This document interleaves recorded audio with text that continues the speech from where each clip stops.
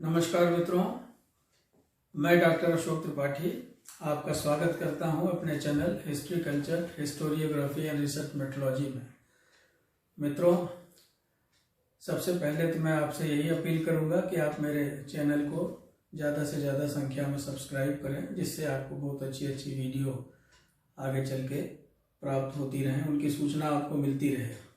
PCS mains exam की श्रृंखला में आज मैंने जिस टॉपिक को लिया है वह है अकबर की धार्मिक नीति। तो आइए चर्चा प्रारंभ करते हैं अकबर की धार्मिक नीति पर।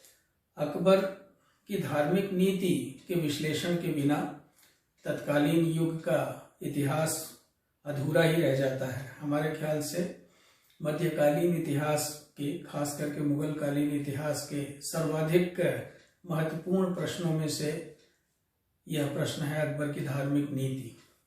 अकबर ने समन्वय और सहिष्णुता की नीति को अपनाया। उसने धर्म को उसके संकीर्ण अर्थों में न लेकर के समन्वय और सहिष्णुता की नीति को अपनाते हुए अपने समय में हिंदुओं और मुसलमानों में एकता स्थापित करने की कोशिश की, उसका प्रयास किया। तो ऐसा नहीं था कि अकबर की धार्मिक नीति एक बैग उसने जो है कोई नीति बना ली। अकबर की धार्मिक नीति समय के साथ धीरे धीरे विकसित हुई। जब वह बैरम खां के अतालिकी शासन से मुक्त हुआ, उसके बाद उसके अंदर एक धार्मिक चेतना का विकास हुआ और हम ये देखते हैं कि धीरे धीरे उसके स्वभाव में परिवर्तन आने लगा और उसका स्वभाव अधिक से अधिक सहिष्णु और उदार होने लगा। जैसे उसने भेष बदल करके बहुत सारे साधु संतों, योगियों, सूफियों इत्यादि के बीच में जाना प्रारंभ किया और उनकी बातें वो बड़े ध्यान से सुनता था, तो जिसका उसके ऊपर बड़ा गहरा प्रभाव पड़ा और उसके विचारों में काफ़ी परिवर्तन आया। इसके अलावा अकबर की धार्मिक नीति के विकास में और भी बहुत सारे फैक्टर्स थे और भी बहुत सारे तथ्य थे जिन्होंने उसकी धार्मिक नीति को एक रूप देने का प्रयास किया। अब जैसे अकबर के ऊपर उसके पूर्वजों का प्रभाव था। उसके पूर्वजों में अगर हम देखें तो अकबर के पिता और अकबर के पितामह धर्मांध नहीं थे। उन्होंने भारत में, जैसे मैंने अभी एक दो दिन पहले राजपूत नीति पे एक वीडियो डाली थी, तो उसमें मैंने आपको बताया था कि बाबर और हुमायूं के भी राजपूत शासकों के साथ अच्छे संबंध थे। इस तरह की बातें जो आधुनिक रिसर्चेज हो रही हैं, आधुनिक शोध हो रहा है, उससे सामने आ रही हैं। तो इसके अलावा अकबर की माँ एक शिया मुसलमान थी।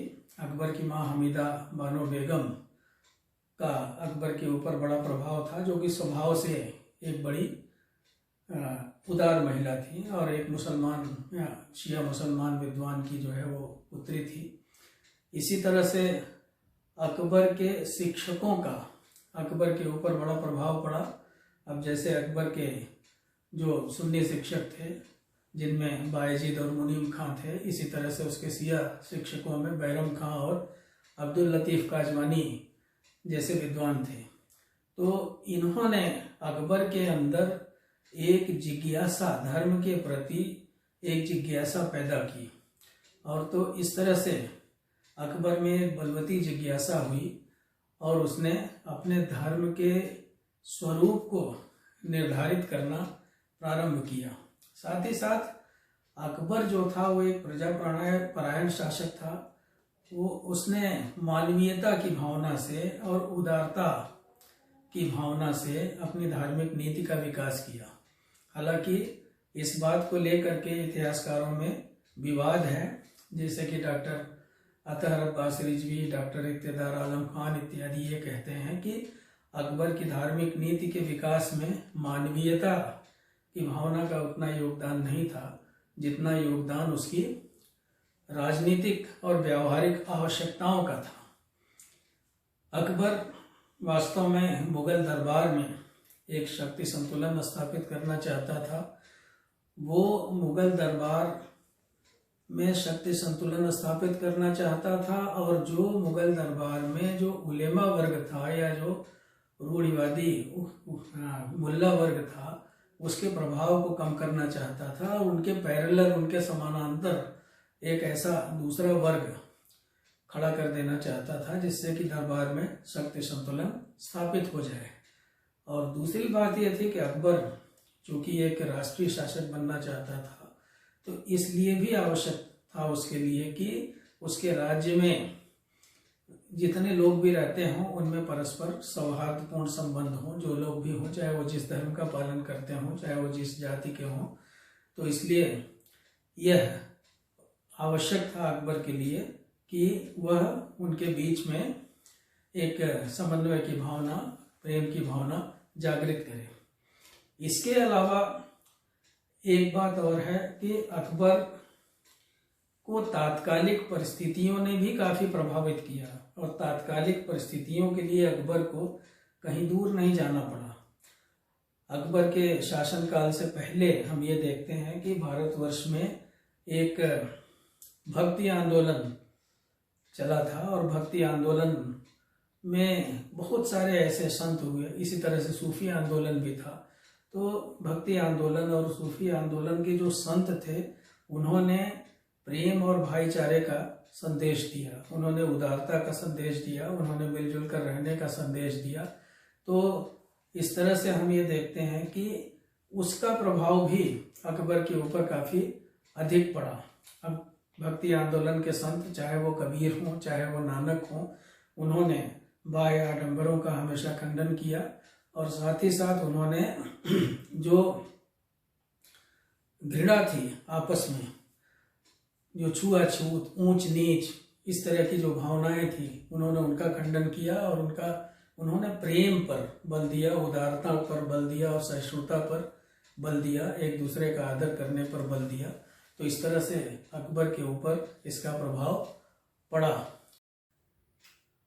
अकबर की धार्मिक नीति को 3 चरणों में विभाजित किया जा सकता है।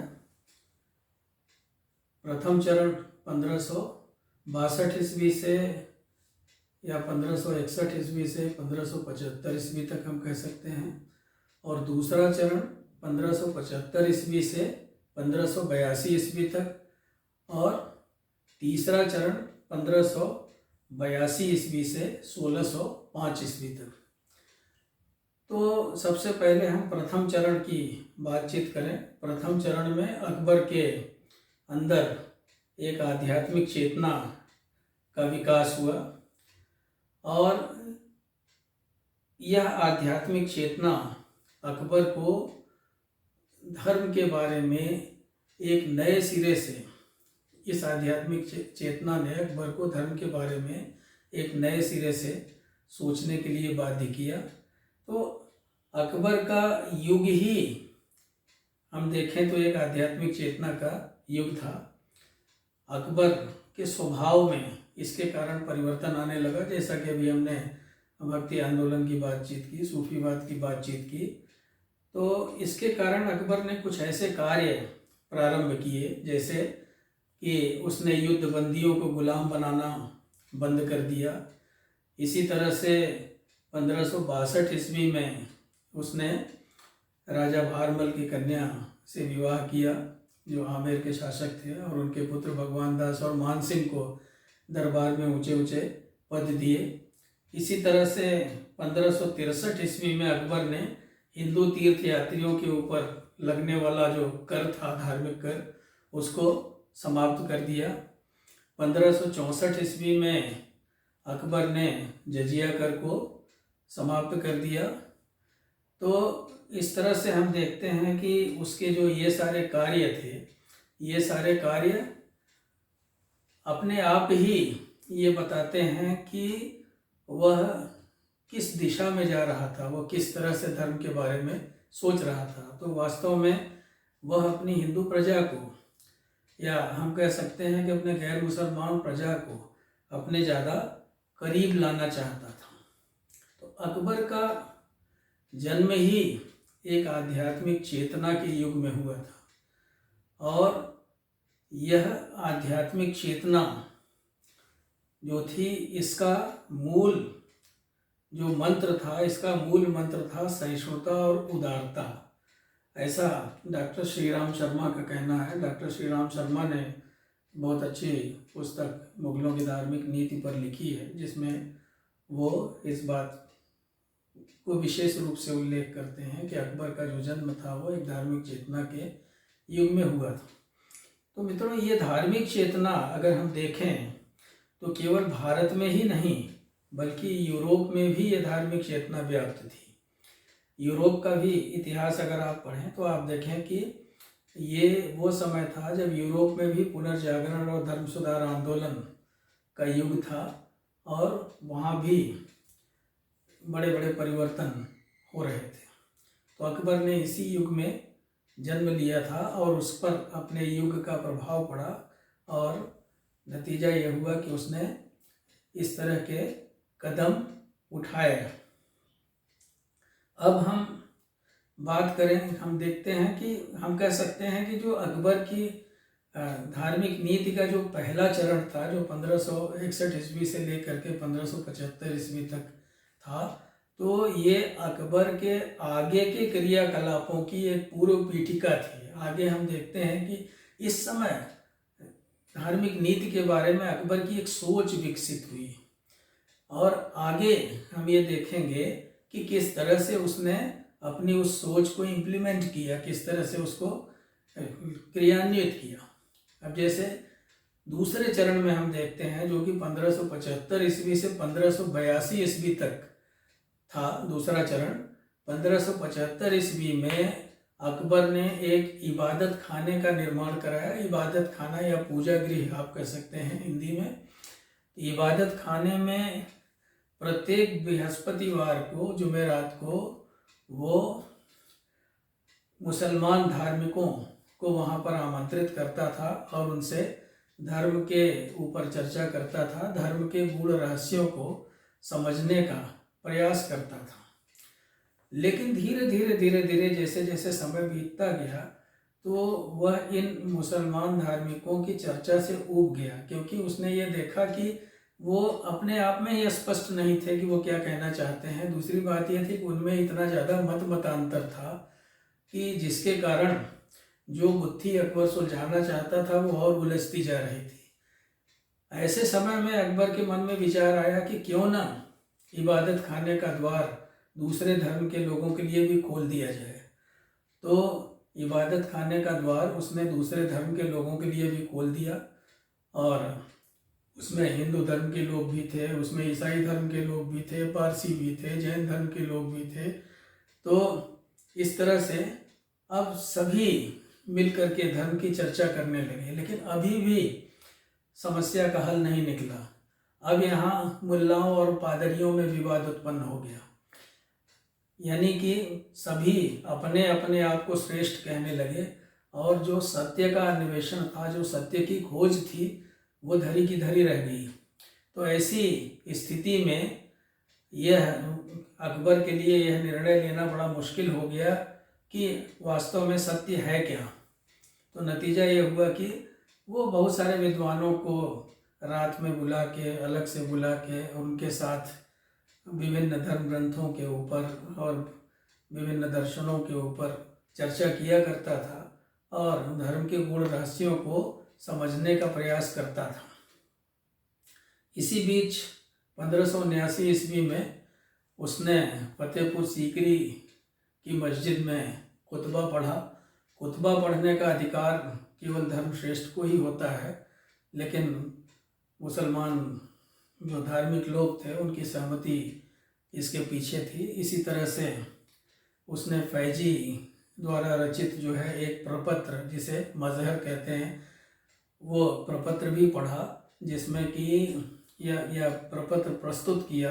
तो उस प्रपत्र में उस समय के जितने प्रसिद्ध मुसलमान धार्मिक थे उनके हस्ताक्षर थे और उन लोगों ने अकबर को इस बात का अधिकार दे दिया कि किसी भी तरह के धार्मिक विवाद में अकबर का जो फैसला होगा वो सर्वमान्य हो गया। यह उसे सबसे बड़ा पंच घोषित कर दिया गया अकबर को। तो अब बहुत सारे इतिहासकार हैं जिन्होंने, खास करके जो विदेशी इतिहासकार हैं, उन्होंने अकबर के ऊपर आरोप लगाया है। B.A. स्मिथ वगैरह जैसे कि अकबर ने जो है वो, ब्लॉकमैन है, B.A. स्मिथ है, वुलजले हेग हैं, कि अकबर ने शासक और पोप दोनों का अधिकार हथिया लिया। अब वो शासक भी बन गया और पोप भी बन गया।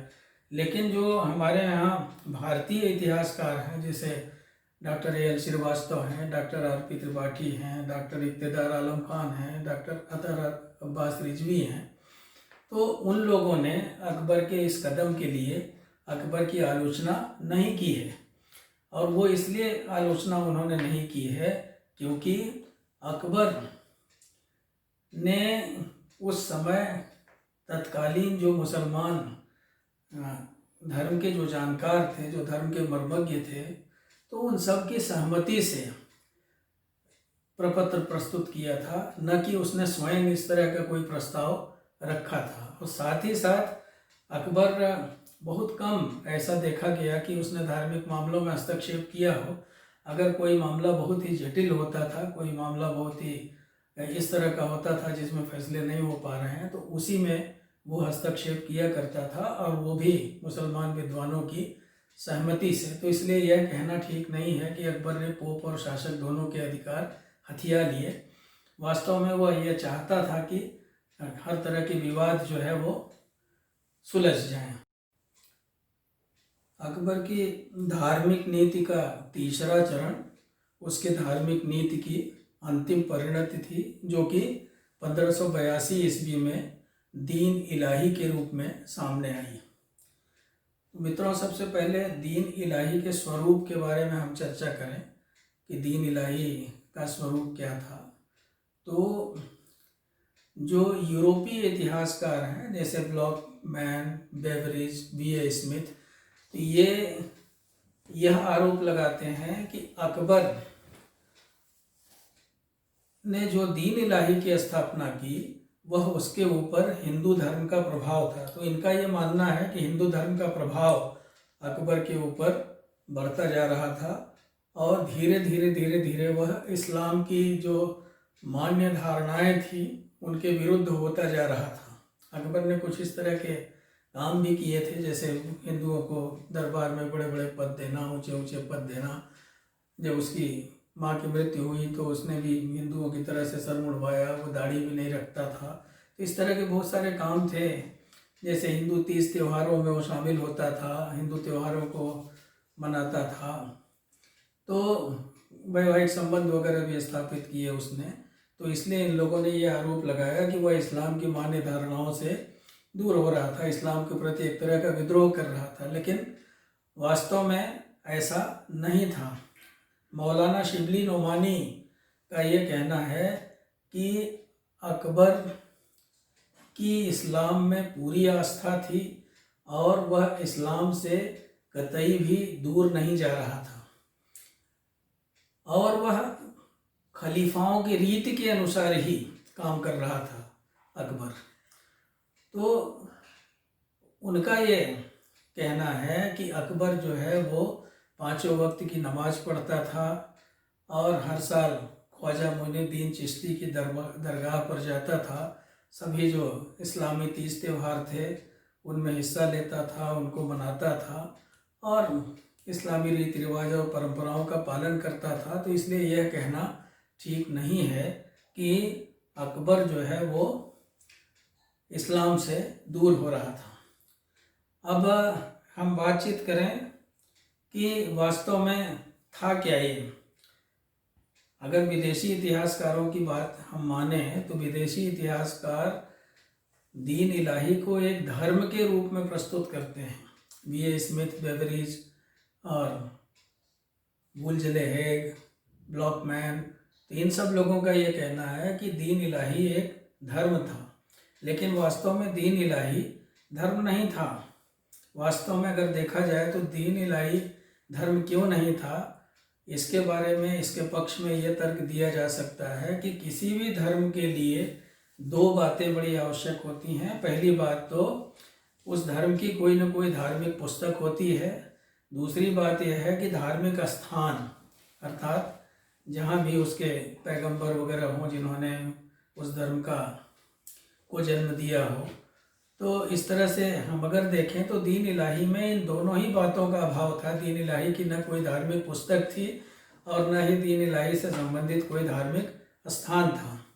तो इसलिए यह कहना कि दीन इलाही एक धर्म था, यह बिल्कुल सही नहीं प्रतीत होता। वास्तव में तो फिर दीन इलाही था क्या? भारतीय इतिहासकार जो हैं जिन्होंने अकबर के ऊपर काम किए हैं, जैसे डॉक्टर A.L. श्रीवास्तव ने अकबर के ऊपर काम किया है, अतार अब्बास रिजवी हैं, और उसके अलावा और भी इतिहासकार हैं, डॉक्टर इक़्तिदार आलम खान हैं, डॉक्टर R.P. त्रिपाठी हैं। तो इन सब लोगों का ये मानना है कि दीन इलाही कोई धर्म नहीं था, बल्कि दीन इलाही परस्पर भाईचारे की तौहीद इलाही की भावना से इसको प्रारंभ किया गया था, सुलह कुल की भावना से इसको प्रारंभ किया गया था, और यह पारस्परिक सौहार्द की एक सभा थी। और इसका जो मूल मंत्र था वो ये था कि आपसी भाईचारा, विश्व बंधुत्व इत्यादि। अब बात होती है कि आखिर जो दीन इलाही था इसका औचित्य क्या था, क्यों दीन इलाही की स्थापना की गई। दीन इलाही के औचित्य के बारे में फिर विदेशी इतिहासकारों ने इसकी आलोचना की है। अब जैसे V.A. स्मिथ कहते हैं कि it was the monument of Akbar's folly, यानी कि यह अकबर की मूर्खता का स्मारक था। लेकिन अगर इस बात का हम विश्लेषण करें तो हम ये देखते हैं कि अकबर की मूर्खता का स्मारक नहीं था, बल्कि इसके पीछे अकबर की ने बहुत सोच समझ करके दीन इलाही की स्थापना की थी। जब 1582 ईस्वी में उत्तर पश्चिमी सीमांत प्रदेशों पर विजय प्राप्त करने के उपरांत वह वापस आया आगरा, तब उसने बहुत सारे विद्वानों के साथ विचार विमर्श करके ये तय किया कि एक ऐसी सभा सुलह कुल की जो है बनाई जाए जिसमें सभी मतों की अच्छी अच्छी बातें ली जाएं, और ये जो बिना मतलब के जो धार्मिक उद्देश्य हैं, धार्मिक झगड़े हैं, इनको समाप्त किया जाए। तो इन बातों से प्रेरित होकर के अकबर ने दीन इलाही की स्थापना की। अब जैसे सैयद अतार अब्बास रिजवी हैं, तो वो ये कहते हैं कि the main objective of Akbar behind all these steps was to stop state from becoming an instrument monopolized by the orthodox Muslim community। अर्थात कि राज्य को रूढ़िवादी मुस्लिम समुदाय के एकाधिकार से बचाने के लिए, उनके हाथ का एक यंत्र न बन जाए राज्य, उससे बचाने के लिए दीन इलाही की स्थापना की गई।